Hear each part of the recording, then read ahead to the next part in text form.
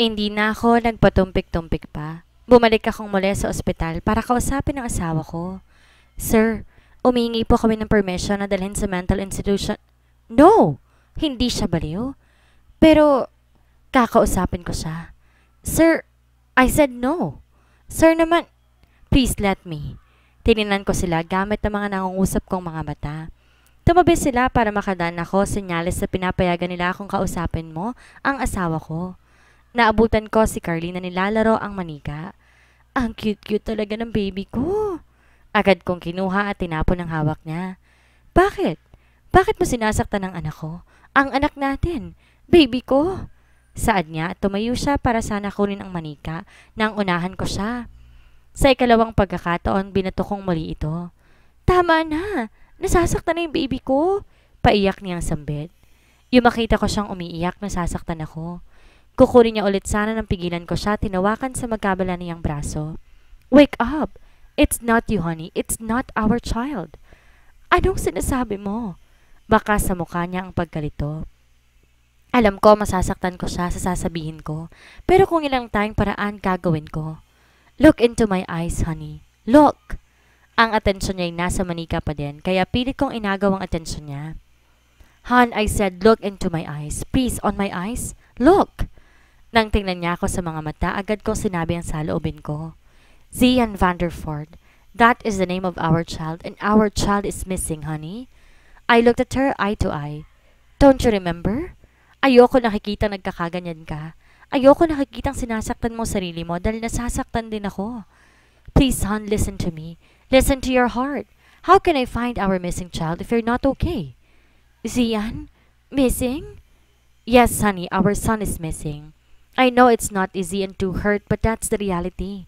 Pangako hindi ako titigil hanggat di natin nahahanap ang baby natin.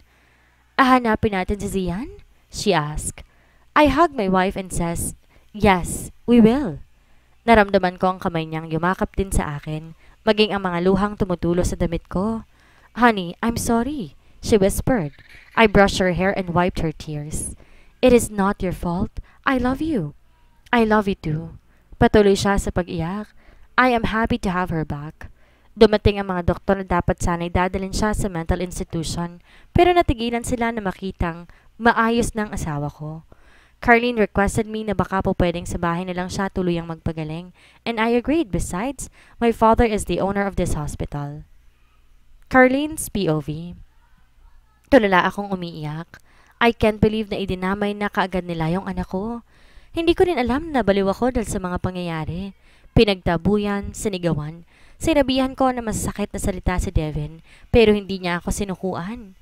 Sa bawat minutong naaalala ko ang anak ko, hindi ko napigilan ang mga iyak ko. Hindi ko man lang siya nagawang mayakap ng inang ulit. I wish I can see my son again. Napakahirap para sa akin na tanggapin iyon. I don't know what to do. Siyam na buwan ngang kapayapaan at katahimikan, akala ko. Magtutuloy-tuloy na pero grabe palang kapalit noon. Nagpatuloy ako sa paghihiwa ng sibuyas. I am preparing dinner for tonight. I felt my tears fall down on my cheeks again. Hindi ko na yan pinunasan dahil sa sakit na nararamdaman ko. Nagpatuloy ako sa ginagawa ko hanggang sa may naramdaman akong yumakap sa akin mula sa likod ko at dahan-dahang pinunasan ng mga luha ko. Hon, I felt pain when I see you crying. Mapag-alalang tanong ng lalaki na nakayakap sa akin. Pinaharap niya ako at hinalikan sa noo. Mahahanap natin ang baby natin, okay? Tumango ako bilang sagot. Ayaw kong isipin na baka hindi ko na makita at mayakap ang anak ko ng buhay.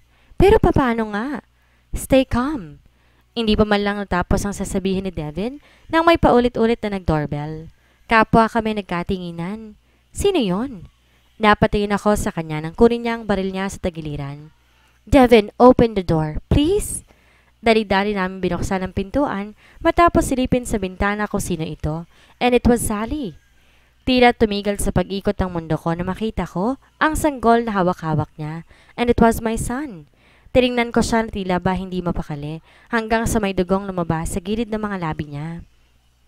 Sally! Kahit hirap siyang huminga at nag-aagaw buhay, nagawa niya pang ngumiti. Iniabot niya ang anak ko sa akin na kasalukuyang natutulog. Akala ko tapos na. Nabalik ako sa realidad nang bumagsak siya sa sahig, ngunit bago pa man yon, agad siyang sinalon ni Devin. What happened? My husband asked her, but she just smiled. Sally held my hand and smiled at me. Gerald said unto me that after you gave birth, he will set me free. I did not know that he was going to take your baby. Ayoko mangyari sa kanya yung nangyari sa akin sa loob ng 5 taong bihag nila ako. Kahit nabuhay pa ako, ang kapalit, may babalik ko lang sa inyong anak mo. Hindi ko nagawa to sa anak ko. I did not even hug my child, kaya't maswerte kayo. At mas lalong hindi rin ako makapapayag na makakalaya nga ako, ngunit inosenteng bata naman ang papalit sa akin. Mahaba niyang pahiwatig habang patuloy sa pag-agos ang kanyang dugo. Carlene, take care of him? Tumingin siya sa asawa ko. Alam ko masaya siya sa iyo kaya wala na ako magagawa pa. Ang pagliligtas ko sa anak ninyo ay malaking tulong na para sa inyo. Thanks. Sorry kung nag-isip ako ng masama sa iyo noon. Pasasalamat ko. Ang sama ko namang tao dahil nag-isip ako na masama sa kanya noon. Hindi ko alam na ang taong pinag-iisipan ko ng masama ay isa pala sa mga taong tutulong sa akin balang araw. And the one who kidnapped your son is... She did not even finish her words when she slowly closed her eyes. She is not breathing anymore. She is now gone. I can't believe na may buhay na mawawala. Makapiling ko lang muli ang anak ko. Ano pa ba ang susunod? Devin called an ambulance for Sally. Pinaimbestigahan niya rin ang mga nangyari. She protected my son against the enemy. Habang itinatakas niyang anak ko, tinutugis na siya ng mga kalaban. Ilang ulit din siyang natamaan pero nagawa pa rin niyang ihatid ng ligtas ang anak ko. 2 linggo ang matuling lumipas. Naipalibing na rin namin si Sally. Ikinalungkot ko ang pagkawala niya. Ang cute talaga ng baby ko. Natutuwa ako habang pinagmamasdan ang mag-ama kong magkasama. Devin carried his son first before he's going to work. I finally hugged my baby again. And being a mother is not easy but having a child is a blessing. Nasa mga gulang pa rin nakasalalay ang lahat. Kung paano nila pangangaralan at palalakihin ang mga anak nila. Honey, you're going to be late. I remind my husband. Napasimangot siya. May gagawin ka ngayong araw? Tanong nito sa akin habang nakaiziyan pa rin ang tingin. Wala naman. Wika ko at kinuhang anak ko. Pwede bang doon na muna kayo ni Zian sa office ko? I want to see the both of you even I'm working. What do you say, hon? Sounds good, I reply. Someone's POV. Damn you all. 1 linggo lang akong nawala tapos ito nang maabutan ko. I can't believe that Sally is now gone at nabawi na nilang anak nila. My plan works perfect, not until this happened. I didn't know that Sally will come back to take and rescue Devin's child. I don't have any idea. Christine's defense herself. I looked at her with madness. Dapat, nagbabantay pa kayo? Such a fool? Fool? Me? Oh really? Kung di mo siya pinakawalan, edi sana hindi na yun nangyari. At ako pa talaga yung sinisisi mo? Pwede itiko mo yung bibig mo? I irritatedly said. I am just defending myself. And you know what? Hindi ko na yun kasalanan. Naging babysitter pa nga ako ng batang yon. I said, shut up. She rolled her eyes before she go. Fuck. Stupid. Hindi ko inaasahan na mangyayari yon. My plan worked very well tapos magkakaganito. Nilagay ko ang bulaklak sa ibabaw ng puntod. Still can't believe you're gone? I whispered. I breathed and looked at the sky. Do you think after what happened, I stopped what I started? I chuckled. I kneeled and touched the tombstone. Sally Alvarez, born September 13, 1998, died October 25, 2023. You lost your life just to save a little innocent boy, but you doesn't even did that to your own child. How pathetic. I murmured and laughed a little bit. Nagawa niyang iligtas at isugal ang buhay niya para sa isang bata, pero hindi man lang niya yung nagawa sa anak namin. Napakawalang kwenta niya naman. Don't worry, honey. Hindi magtatagal, makakasama mo rin sila dyan. Just wait until I finish the both of them. I said and looked at the tombstone before I go. Christine's POV. Bakit mo ba sa akin sinasabi yan? I rolled my eyes. Bakit bang hirap niya makaintindi? Charlotte, listen to me. Huwag kang papaapi. Sinaktan ka ni Devin and it's time for you to have your revenge. Hahayaan mo bang maging masaya sila nung Carly na yon? Why not? When she was about to stand up, agad kong hinawakan ang braso niya. You're just wasting my time, she said. Wait, sinaktan ka niya. Devin chose Carlene over you. Can you please... Charlotte, paano mo kakayanin na makita silang masaya habang ikaw nasasaktan? I said with a sarcastic tone. You're just jealous, right? And I accept the fact that Devin won't love me back. Besides, kasal na sila. Pwede pa natin silang paghiwalayan. No, I won't ruin someone's life just to get mine better. And Devin and I talked about this kaya wag mo nang ipilit pang gusto mo. I won't allow you to use me just to have your revenge, she said. Naiinis na ako dito sa babaeng to eh. Nahirapan akong hanapin siya at galing pa akong US tapos pagdating ko doon, sasabihin nila nasa Pinas siya at nagbabakasyon. Tapos ngayon nahanap ko ito lang mapapala ko. I was about to pull my gun, but she pulled her gun first. If you don't know, I am a mafia also like you. Wika niya sa pagalit na tono. Mafia? Eh bakit hindi ko siya napansin o nakita nung araw na kinoronahan si Carlene? If you truly are a mafia, what kingdom do I belong? Zendele Kingdom. Bakit di kita nakita nung gabi na... Kasi nga, puro kasamaan ang alam mong gawin. At saka don't worry, nasabi ko na kay Devin na ikaw ang taong nagtangkang pumatay sa asawa niya. She's smart. Liar! I gotta go. Masama ako siyang pinagmasdan hanggang makalabas ng pinto. Bitch! Magsama-sama sila. Carlene's POV. Pwede ba wag ka nalang tumingin? Saway ko kay Devin. Bakit ba? Anong masama? Magbe-breastfeeding ako eh. Hello? Nakita ko naman na yan na. Kahit pa. Akmang papadidehin ko ng anak ko na mapansin ko, tumingin na naman ang asawa ko. Devin Louis Vanderford? Tinignan ko siya na may panggigigil. Bakit? Nirolyuhan ko siya ng mata. Nakakainis naman oh. Umaandar na naman yung kamanyakan mo.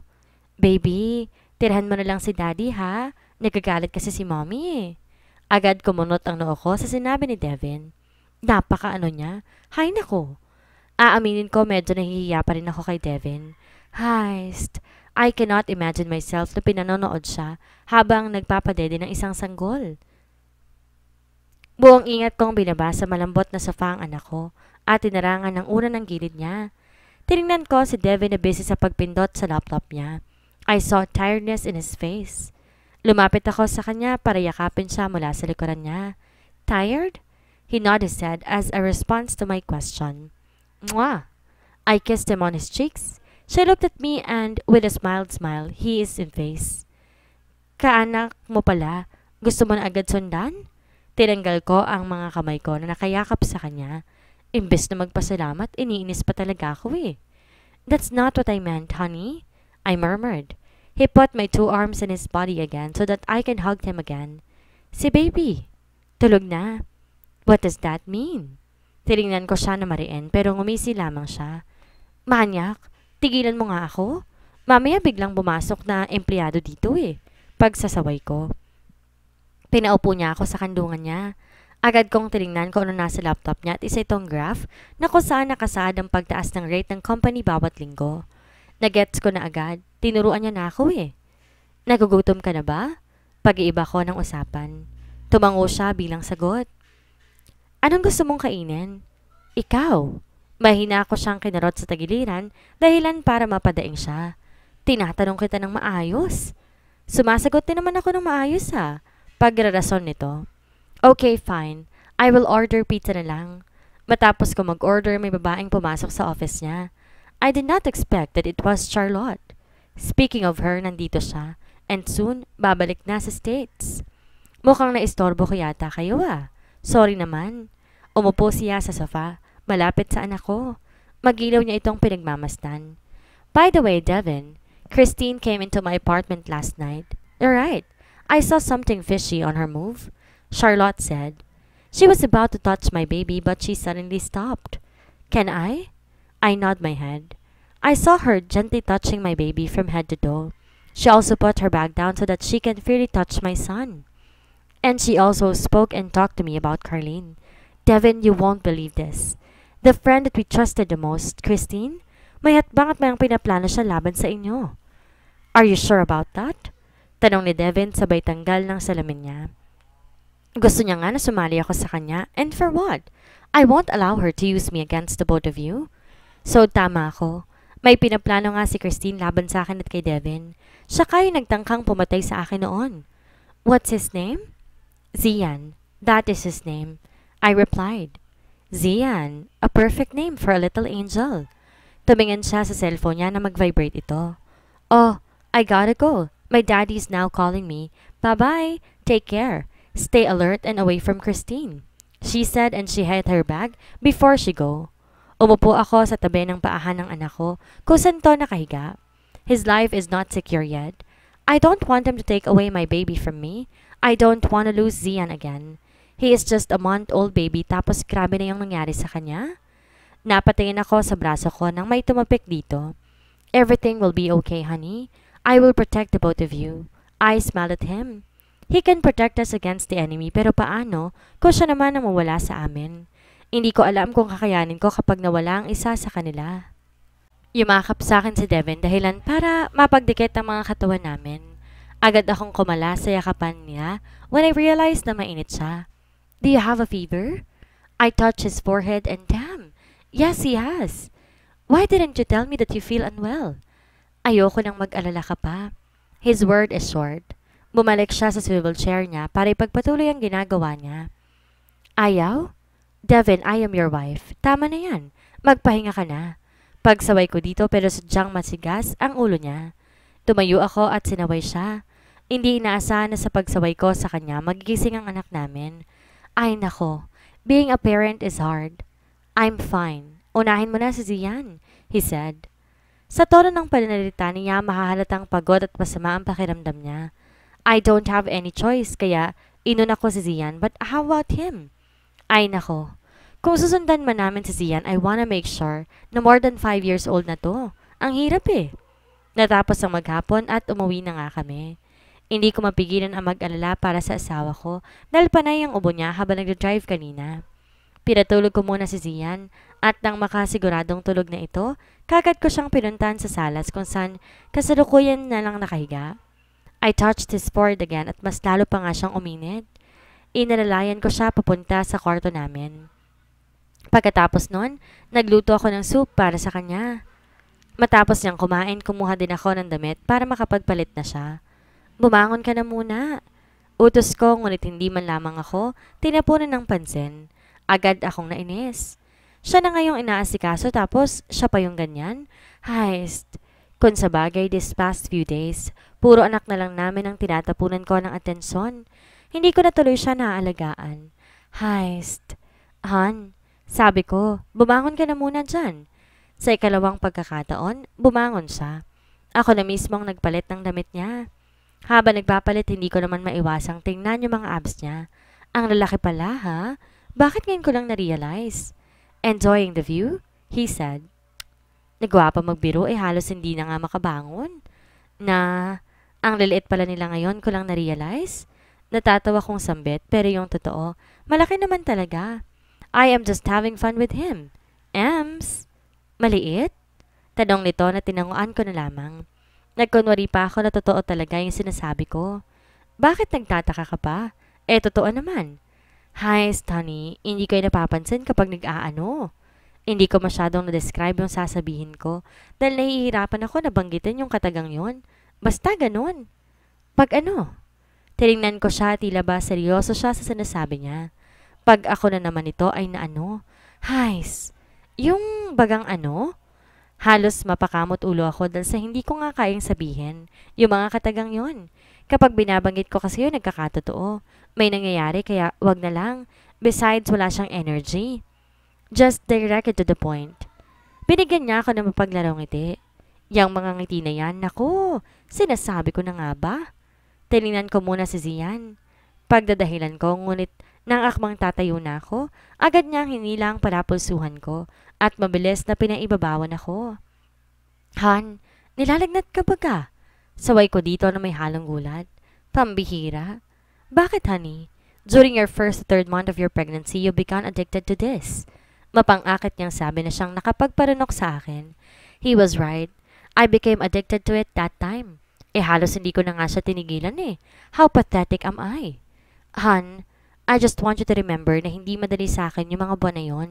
This oras ba naman ng gabi, bigla na lang gagapang yung mga kamay mo sa ano ko. Napaiwas ako ng tingin dahil sa mga pinagsasabi niya. Nakakainis. Nagreklamo ba ako? 'Di ba hindi? Hoy, gusto mo naman, sagot ko. Tulog na si Zian? Tanong nito habang nagpapakawala ng mga mapaglarong ngiti. Oo, ha naman eh.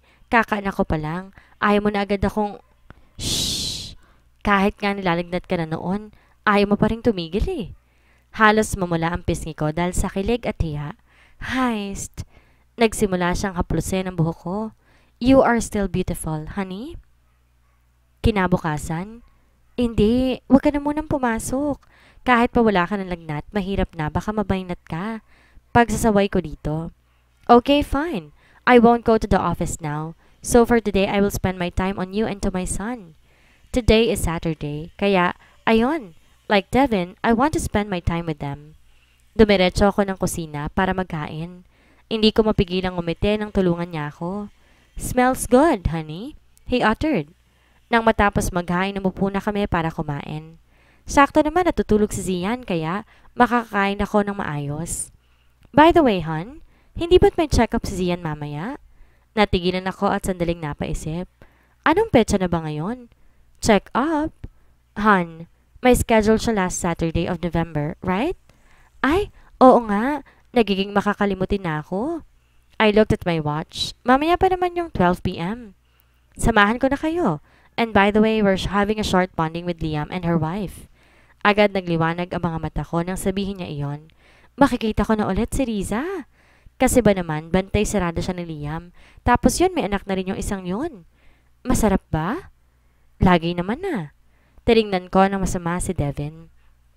Iba na naman ang nasa isip ng lalaking ito. Han, ang ibig kong sabihin, yung pagkain, hindi ako. Kung masarap bang pagkain, ano na tayo? Pagsusungit ko.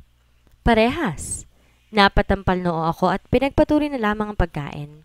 Nang matapos kaming kumain, agad kong hinugasan ang pinagkainan namin para pag-uwi namin mamaya magpapahinga na lamang. Pagkatapos namin ipa-check up si Zian, dumiretso kami sa isang resort kung saan nandun din daw sila Riza. Buhat-buhat ko si Zian habang ang mga kamay ni Devin ay nasa bewang ko pa din. Buti pa siya kahit may anak na kami, hindi pa rin nawawala yung pagiging sweet niya. Beshi! Napatayin ako sa kaliwa nang tawagin ako ni Riza. I gave her a wide smile. Buhat-buhat ni Liam yung baby nila and 2 months old pa lamang ito. 1 month lang ang pagitan nila ni Zian. Parehas ding boy. Kinuha sa akin ni Devin yung anak namin, kaya naman nagkaroon kami ng oras ni Riza para makapag-usap ng maayos. I miss this. Nax, ang pogi ng anak ninyo ah. Wika ako na makaupo kami sa isang upuan. Ganyan talaga pag magaling gumawa ng bata. Sira, ikaw talaga, napakaano mo din. Ay, narinig nyo naman yon. Pogi daw ang anak pag magaling gumawa ng bata. Gerald's POV. Gerald, pwede ba kahit ngayon lang hayaan mong gawin ko yung plano ko? Tumango naman ako bago sumagot. Bakit? Ano bang plano mo? Just watch, she said. I drink a glass of wine. Tonight, I will ruin your family and also your life, Devin. I am currently sitting in my swivel chair here in my underground office. My attention got the man who currently walking towards me. The army is ready and we're waiting for you to command us. Boss, pauwi na sila. Nakaabang na sa daraanan nila ang mga tauhan natin. I stand up and get my gun. Be lucky cause I won't destroy you tonight, Devin. Gusto ko munang makita ang paghihirap mo. I saw Christine wearing her assassin suit. Sasama ako sa inyo. I can't wait anymore. Carlene is losing my patient. She murmured. Make sure na hindi nila ako makikita. Don't worry. Devin's POV. Habang nagmamaneho, hindi ko maiwasan ang kabahan. Pauwi na kami ng bahay at wala akong kasama mga tauhan. Mag-aalas 12 na rin kasi ng gabi kaya umuwi na kami. Habang nakatuon ang atensyon ko sa kalsada, hindi ko maiwasan na maging alerto na para bang may hindi magandang mangyayari. Naging mapanuri ako hanggang sa may naaninag ako mga tao na tila ba nag-aabang sa amin. Honey, I started to panic but I fought it. Inisip ko na lang yung mag-ina ko. I don't want to lose them. Kumapit kang mabuti at yumuko kayo. Nag-aalala lang sambit ko sa pasigaw na boses. Nang papalapit na kami, hindi nga ako nagkamali. Agad nila kaming pinaputukan ng baril. May dala akong baril, pero paano ko gagamitin yon kung nagmamaneho ako? Nagsitunugan ng mga baril at pasabog na pilit na pinapatamaan kami. Pinabilis ko pa ang takbo ng sasakyan namin para iwasan ang mga bombang inihahagi sa amin. Honey, bilisan mo. Baka hindi na tayo makatakas pa ng buhay niyan. Nag-aalalang wika ni Carlene habang ako ay pinipilit iwasan ng bala at kung anumang inihahagis at ipinupunta sa sasakyan namin. Tiningnan ko ang asawa ko na halos gawin niya ng kalasag ang sarili niya para lamang walang mangyaring masama sa anak namin. Bakit nangyayari ito? Hello, I need your backup. Papunta na kami sa palas. May grupo na humaharang sa amin. Agarang sabi ko sa isa sa mga general. Pagkatapos noon pinatay ko na ang tawag at tinoon na ang atensyon ko sa kalsada. Nang nalakasan na namin sila, ay sa tingin ko hindi na nila kami hinahabol. Nakampante na ako. Alam ko makakahinga na ako ng malalim. Pero, bang! Muli, isang tao nang nagpaputok sa pwesto ni na Carlene. Nakahinga ako na makitang maayos pang asawa ko. Agad kong tinigil ang kotse ko na makita ang mga sasakyan na mga kasamahan ko. I breathed deeply and looked at my wife. I saw her crying. Our son, he's dead. Lumapit ako sa gawin nila. Tinignan ko ang anak ko. Napakayom kamao ako na may makitang dugo sa katawan nito. My son! Hindi pa talaga sila titigil hanggat hindi ako bumabagsak. Bakit kailangan pa nilang idamay ang anak ko? Pwede naman na ako na lang.